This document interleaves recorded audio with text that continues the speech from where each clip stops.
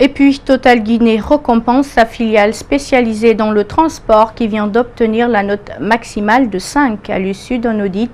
Ce mercredi, la direction de la société de distribution de carburant a décerné un trophée à l'équipe du transport qui respecte toutes les normes de sécurité routière dans l'acheminement des produits Total.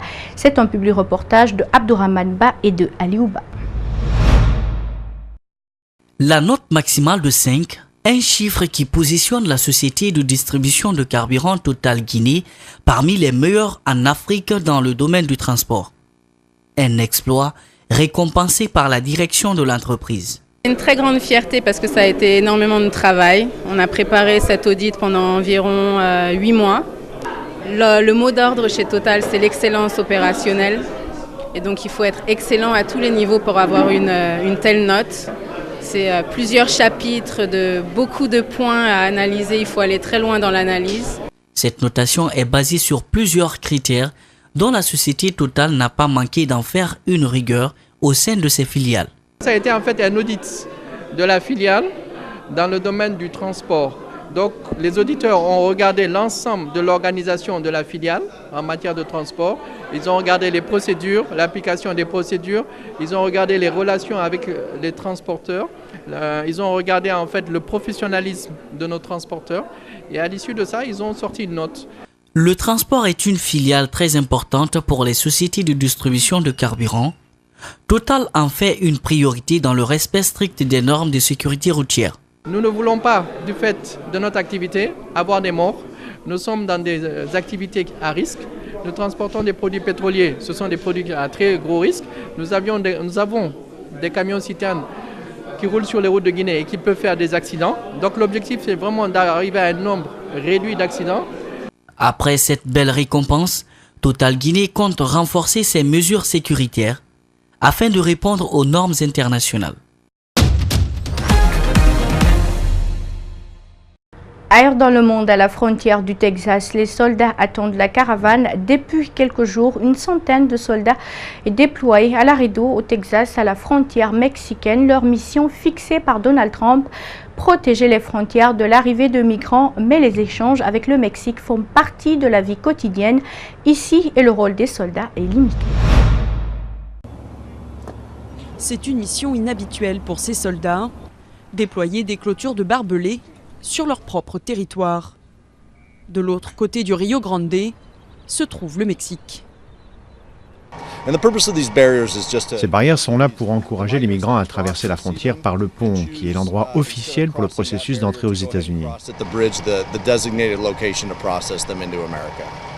À la demande de Donald Trump, 5800 soldats américains ont été envoyés à la frontière avec le Mexique. L'objectif, répondre à l'arrivée de groupes de migrants venus d'Amérique centrale. Pour les 1300 soldats déployés ici au Texas, pas de caravane en vue. Les migrants ont choisi Tijuana, à 2000 km de là, à la frontière de la Californie. Mais sur le terrain, les hommes tentent de garder le moral. Je suis content de prêter main forte de toutes les manières possibles. J'y crois, tant que nous aidons les agents aux frontières. Dans ce sens-là, ça me va. Dans la ville de Laredo se trouve le plus grand port commercial terrestre des États-Unis. Ici, les migrations et les échanges entre les deux pays font partie de la vie quotidienne.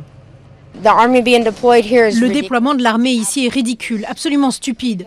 Parce que s'ils veulent entrer, ils entreront dans tous les cas. C'est absolument ridicule. À Laredo, les tentatives de passage de la frontière se comptent en centaines, chaque jour. Dans ce centre d'accueil de demandeurs d'asile, une trentaine de migrants reprend des forces. Leur route, souvent dangereuse, a duré des semaines avant de les mener, enfin, aux États-Unis.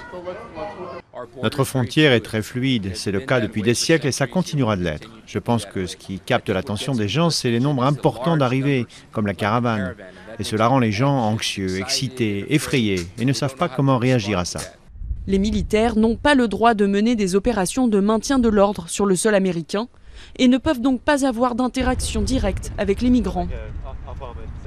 Le coût de l'opération, qui doit s'achever le 15 décembre, se chiffrerait à 72 millions de dollars. Et pour finir, à la butte Penson, une alternative à la prison ferme, à la ferme pédagogique de Montmagny dans le Val d'Oise, une dizaine de personnes ont choisi d'effectuer un travail d'intérêt général pour échapper à la prison et donner du sens à leur peine. Samir a 44 ans. Condamné pour conduite sans permis avec récidive, ce père de famille a eu le choix. C'était la prison ou 80 heures de travaux d'intérêt général, ou TIG, ici, à la ferme de la butte Pinson, dans le Val d'Oise. J'ai préféré prendre les travaux d'intérêt généraux, ce qui paraît logique, plutôt que de subir une incarcération qui n'a finalement aucune utilité, ni pour moi, ni pour la société. Je suis un boulet, je vais rester allongé toute la journée dans une prison, à regarder la télé et à occuper mon temps je ne sais comment. Là, contrairement, je me sens un petit peu plus utile, j'ai l'impression que ma peine, elle sert à quelque chose.